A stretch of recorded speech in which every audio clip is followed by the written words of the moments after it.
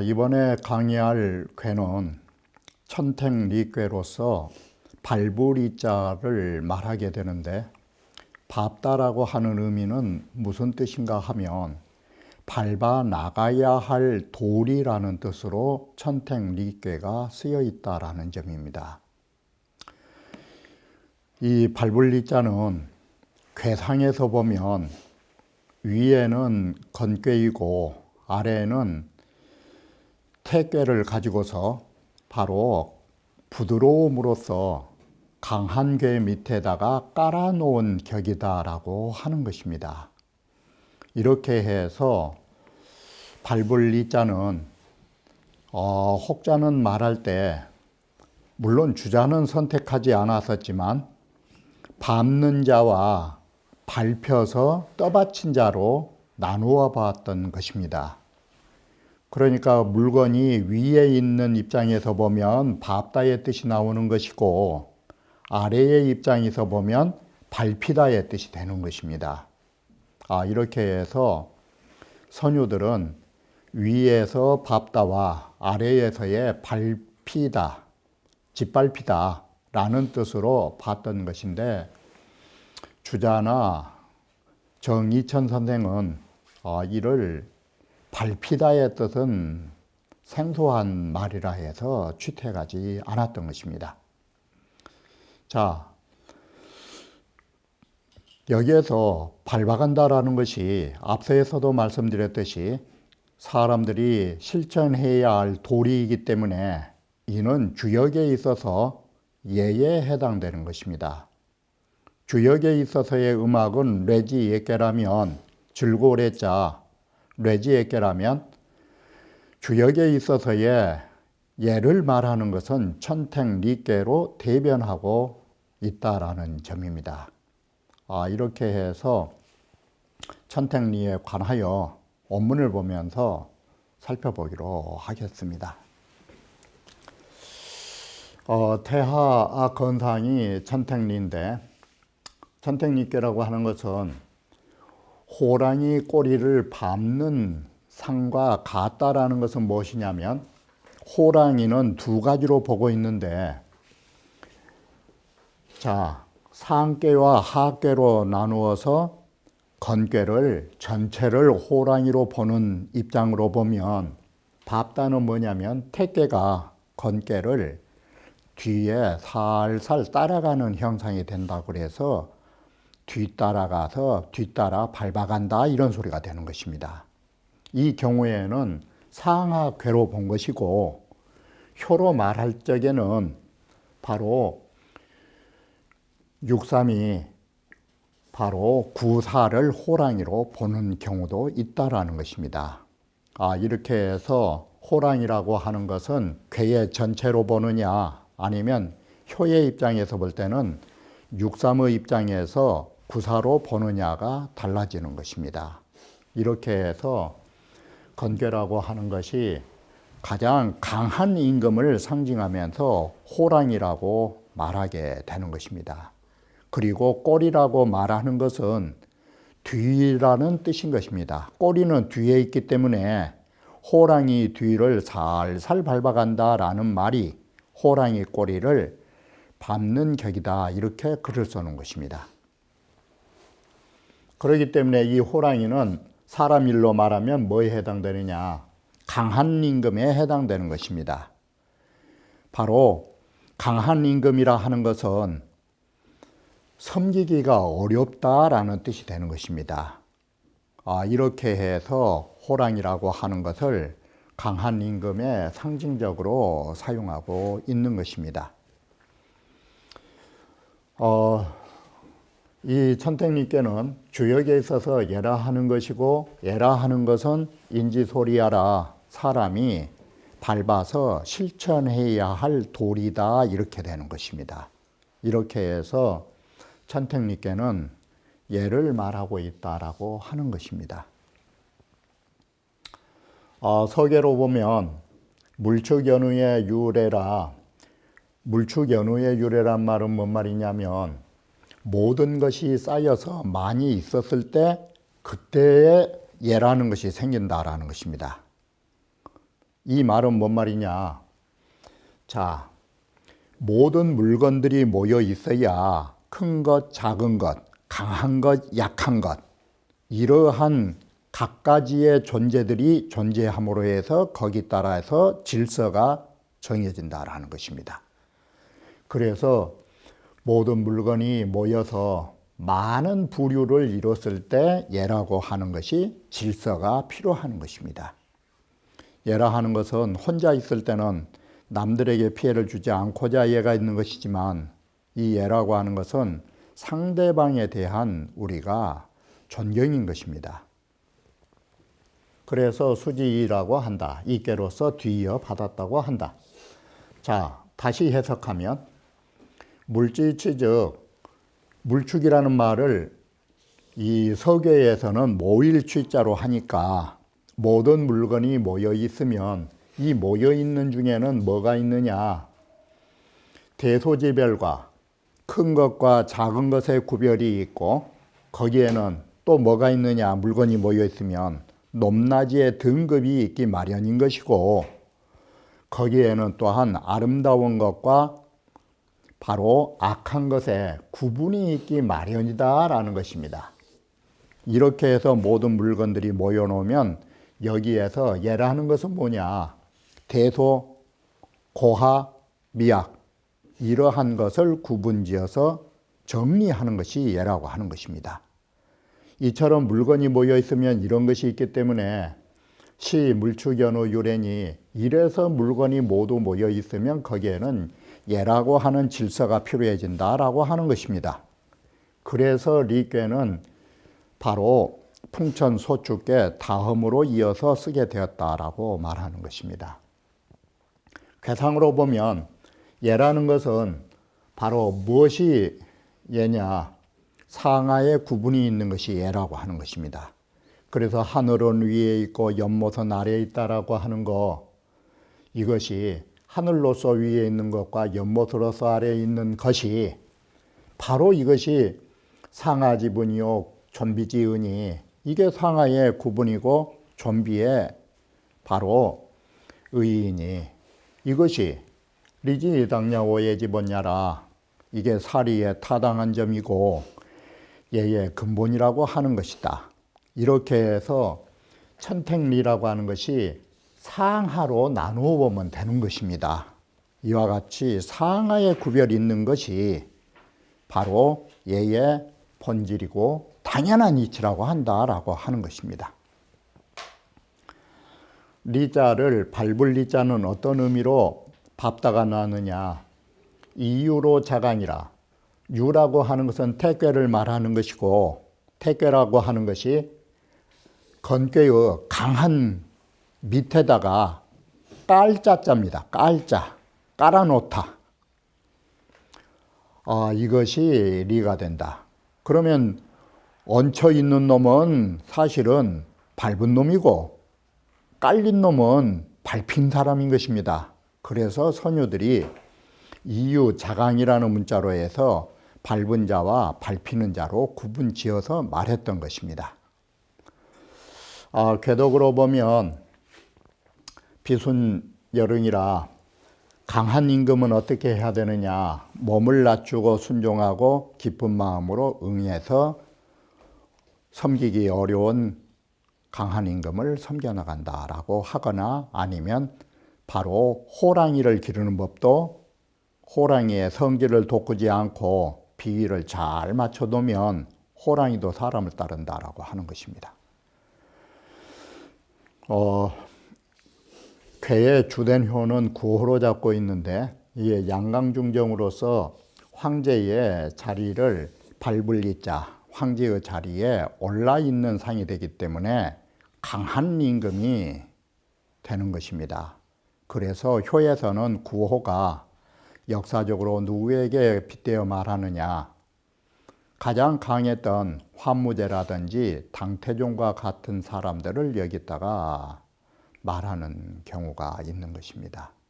네 홈이라도 불질이니라 호랑이 꼬리를 밟아도, 이렇게 호랑이라고 말하는 것은 가장 위기를 말해주는 것이고, 이런 위기에 임하여서도 라고 하면 되는 것입니다. 바로 호랑이 꼬리를 밟는다라는 것은 그야말로 죽음의 어려움에 닥친다 할지라도 사람이 호랑이에게 물리지 않는다라는 말이 불질인이라고 하는 것입니다. 그래서 호랑이 꼬리를 밟아도 호랑이가 사람을 해치지 않은 것이다. 바로 이것은 그만큼 유순하고 비순여릉, 몸을 낮추고 순종해서 기쁜 마음으로 응했기 때문에 호랑이 피를 건들지 않아서 사람이 물리지 않았다라고 한 것입니다. 그러니 그 위급한 상황 속에서도 살아남으니 이게 형통하니라라고 하는 것입니다. 태역 삼해 괴지명이니 이 태괴 역시도 왜 기쁘느냐, 이건 간단하게 보면 연못이라고 하는 것이, 못이라 하는 것이 아래는 단단한 밑바닥을 가지고 공간이 있었을 때 물이 위에가 쌓이게 되는 것입니다. 그래서 태괴가 나왔는데 연못이라고 하는 것인데, 그리고 태괴라고 하는 것이 이게 상으로 보면 또 어떤 상이 되느냐, 사람의 입도 되고, 이게 기쁠열자가 나오는 것은 더 쉬운 방법이 있는 것입니다.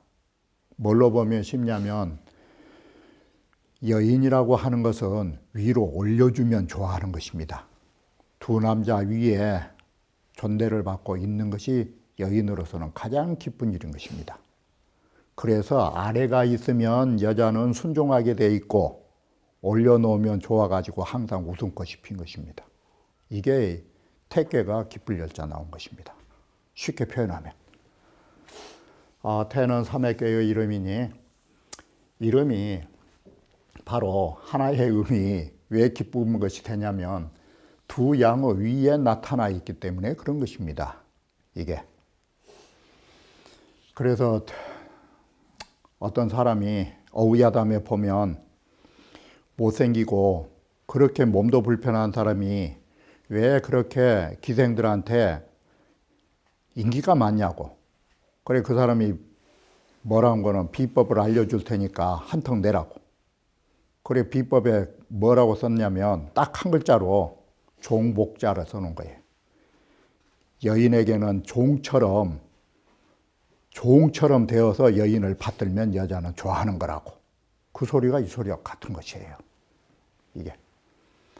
고로 기덕이 위열이요. 그래서 그 덕이, 그래서 기쁠 열자가 나온 것이에요. 이게. 그리고 그 상으로 보면 아래에 단단한 토지 위에 공간이 있어서 물이 쌓이는 상이 돼서 택이 되는 것입니다. 자, 여기는 택괴의 해석이고, 그러면 천택리의 리라고 하는 것은 뭐냐?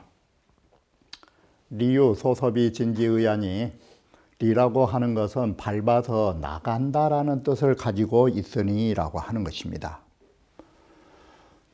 이태로 우거나야, 태괴를 가지고 건괴라고 하는 강한, 다시 말하면 이 부드럽고 나약한 사람이 이 강한 건을 만남으로 해서 어떤 상이 나오느냐? 태괴의 화열로, 태괴의 이 화열로서 강하고 강한 건괴의 뒤에 뒤따라간다라는 것이에요. 밟을 섭자가. 바로 이 건괴의 뒤를 밟아서 살금살금 걸어가는 상으로 보인 것이에요. 이게. 그러니 이것이 마치 강한 건괴가 호랑이가 되고 뒤라고 하는 것이 꼬리 밑자가 나온 것입니다. 이래서 호랑이 꼬리를 밟을동 말동 하면서 뒤따라가는 것입니다. 그래서 호랑이 꼬리를 밟으면서도 상처를 당하지 않는다. 이게 불지린, 사람을 물지 않도록 하는 상이 된다. 그래서 여기에 불견상이 뭐냐? 앞서서 보셨다시피 호랑이 꼬리를 밟는다라는 것은 위기에 처함을 말하는 것이고, 그런 데에서도 상처를 입지 않은 것은 뭐냐? 화열 두 글자 때문에 그런 것이에요. 이게. 고로 그 괴는 리가 되는 것이고, 점도 이와 같이 아무리 위기를 맞이해도 상처 입지 않을 점이 된다라고 봤던 것입니다. 인능여시적 저위 불상을이라, 사람이 능히 이렇게, 여기에서 말한 이렇게라고 하는 것은 비순여릉, 몸을 낮추고 순종하고 언제나 기쁜 마음으로 응한다면, 이와 같이 하면 아무리 위태로운 자리에 처한다 할지라도 상처를 입지 않을 것이니라 라고 말한 것입니다. 그래서 앞서서도 보셨다시피 강군낭사는, 강한 임금이라 하는 것은 참 섬기기 어려운 것이 꼭 무엇과 같으냐? 호미 난리 연인이 호랑이 꼬리 뒷밟기가, 호랑이 꼬리 밟아나기가 어려운 것과 같은 그런 형상을 가지고 있는 것입니다. 이게. 그러니 이렇게 위태로운 장소에서도 해결 방법은 뭐냐? 유예야 오직 예만이 가히 화폭야라, 가히서 포악함을 교화할 수 있다라고 한 것은 사실은 도의적 측면에서 말한 것입니다. 강한 자는 도의보다는 사실은 유순하게 기쁜 마음으로 비위를 건들지 않는 것입니다. 이게. 이렇게 해서 리라고 하는 것은 앞서에서도 말씀드렸듯이 이건 선유들의 말인 것입니다. 천자는 밟은 자이고 자자는 밟힌 자인 것입니다. 이렇게 해서 우리는 이 신리자, 밟을 리자가 짓밟는 자가 있고 거기에 당하는 이로 글자를 쓸 때 천자와 자자를 쓰게 된 것입니다. 깔렸다니까. 그래서 리물이면 위천이요, 내가 주체가 되어가지고 물건을 밟으면 천이라 하는 것이고, 여기는 리어 물이니까 당하다, 물에게 밟힘을 당하면 이건 깔렸다라고 하는 것이다. 이게 이유로 자강이라, 바로 이 택괴의 유로서 건괴에 강한 것을 밑에 딱 깔려 있는 상이 된다. 그래서 리괴라고 말한다. 이렇게 해서 이 리괴라고 하는 것은 마치 밟은 자가 아니라 밟히는 자의 입장에서 리괴가 형성되었다라고 선유들이 봤던 것입니다. 그런데 주자께서 이 말을 반박하게 되는 것입니다. 리호미는 리위 불상지상이라, 호랑이 꼬리를 밟았다라는 것은 위태로운 일을 겪으면서도, 밟을 이자니까 위태로운 일을 겪으면서도 상처를 입지 않는 상이 되는 것이다. 그건 왜 그러느냐? 상건하태하니, 위에는 건괴요 아래는 택괴이니, 이음으로 서병이, 이것은 다른 게 아니라 음으로서 양의 뒤를 살살 밟고 따라가는 상이 되는 것입니다. 밟을 섭자, 음으로서 양을 뒤를 밟아 따라가는 격이니, 시, 수, 후, 섭탄이, 이것은 뒤를 따라서 그의 뒤를 밟아가는 것입니다. 그러니 이것은 뭐냐면 여답타 각적 상사라, 그 사람이 호랑이가 한 발짝 뛰면 나도 한 발짝 뛰니까 그것이 바로 그 사람의 발자취를 딱 밟아 나간 것하고 같은 거라고.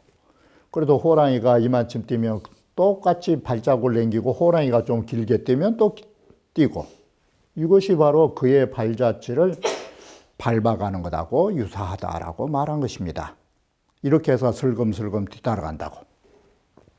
그래서 소위 리혼이, 그래서 호랑이의 꼬리를 밟아간다라고 해서 리자를 썼는데, 시는 수후 리탐이라, 이것은 뒤를 따라서 그의 꼬리를 밟아간다라는 것입니다. 그 뒤 따라서 따라가고 있는 상이다. 그래서 이것은 괴에 있어서는 삼효와 사효가 거기에서 호랑이 꼬리라는 의의를 거기에 밝히고 있다. 이것은 변시의 의미 거서타 양 배처구처라. 바로 이것은 의미라고 하는 것이 그 양의 배처 등 뒤의 곳을 밟아서 따라가는 격이다. 이게. 그래서 이천선생께서는 이 자는 여기에 앞에서 선유들이 말했던 리자, 밟는 것과 밟히는 것. 이 밟힌다라는 이 말이 설득생수라. 그 말한 게 너무나 생삽해서 이 완숙한 말이라고 할 수 없으니 밟히다라는 뜻은 써서는 안 된다. 이래서 주자는 밟히다의 뜻을 사실은 정이천과 주자는 사용하지 않은 것입니다. 괴사지 호미는 주 구사언이요. 괴사에서의 호랑이 꼴이라 하는 것은 구사를 주로 하여 말한 것이니 이건 정체로 보는 것이고, 효사지 호미는 효사에서 말한 호랑이 꼴이라 하는 것은 구호를 가지고 말하는 것이니 이건 변체로 보는 것이다. 자, 이와 같이 괴는 항상 정체를 사용하는 것이고 효라는 것은 변한 것이기 때문에 변체로 사용한 것이니 우리는 이 괴와 효의 관계를 너무나 집착해서 거기에 고착된 사고를 가지면 안 된다라는 것입니다. 그래서 불가집일이라 너무나 거기에 집착과 그 융통성 없이 글을 봐서는 안 된 거라고. 그래서 괴는 괴대로 보고 효는 효대로 보기 때문에 똑같은 글자라 할지라도 그 의미의 상징성은 다를 수 있다라는 점을 눈여겨보셔야 된다라고 말한 것입니다. 자, 공자께서는 분명히 여기에 유리강이라고 한 것은 사실이에요. 리라고 하는 것은 부드러운 것이 택괴가 강한 건괴를 여기에 밟을 리자는 사실은 깔자자 뜻이에요. 그 위에 바로 부드러움으로써 강한 것 밑에 딱 깔아서 줬다 이 소리예요. 이게. 이 이체로 석괴명이라 이 이체로서 괴명의 의의를 해석하고 있다 해서 이렇게 해서 부드러운 것으로 강한 것을 밑바닥에 딱 깔아줘서 이게 리자가 된다 이렇게 봤던 것입니다. 유리강이라고 하는 데 대해서 운봉호 씨가 뭐라 했는 거는 위 이체 견득이라 우리는 이체라고 하는 것이 아래의 괴인 택괴와 위의 괴인 건괴 여기에서 유리강이라고 하는 걸 볼 수 있다라고 말한 것입니다. 이체에서 유리강이라는 세 글자를 바로 상하 괴에서 볼 수 있다. 그걸 말한다. 다시 말하면 시는 이것은 이 태체지 유로 바로 태괴의 유로서라고 한 것이 유자 뜻인 것입니다. 리 건체지 강하니 건체의 강한 데다가 딱 깔아서 넣어주는 격이 된다라는 것입니다. 그러니 이것은 그걸 말한 것이지 비지 6.3이 이건 두 괴로 봐야지 효로 말한 건 아니다라는 것입니다. 이 말은 뭔 말이냐면 자, 천택립계라고 하는 것이 이 6.3이라고 하는 것이 6.3이 부드러운 것으로서 태괴를 딱 깔아서 받치고 있는 상으로 봐서는 안 되고 이 6.3이라고 하는 효로 볼 게 아니라 괴체로 보자라는 것입니다. 태괴와 건괴의 입장에서 이 유리강을 해석해야지 육삼효로 주안점을 둬서 봐서는 안 된다라고 말한 것입니다. 일부의 사람들은 그렇게 본 사람들이 있기 때문에 여기에 운봉호 씨가 주자의 뜻에 따라서 이러한 점을 밝힌 것입니다. 열이응옥원이라, 자, 궤덕으로 보면 태계에 언제나 그 화열한 마음으로 강한 자에게 응하고 있다. 그렇기 때문에 열응이라고 하는 거, 열응이라고 하는 것이 비위를 건들지 않은 것입니다. 이게. 그래서 시로리 홈이 불질인 형이라, 이 때문에 호랑이 꼬리를 밟는다 할지라도 사람이 물리지 않으니 그게 형통하다라고 한 것입니다. 이렇게 해서 궤덕으로서 단사를 해석하여 말하고 있다라고 하는 것입니다. 자, 이와 같이 리꾀라고 하는 것은 강한 자를 섬길 적에는 부드러움과 비위를 건들지 않은 것으로서 그 난국을, 그 어려운 일들을 타개하는 것으로 글이 쓰여 있다라고 말할 수 있는 것입니다. 그러면 남은 부분은 다음 강의에 이어서 말씀드리기로 하겠습니다.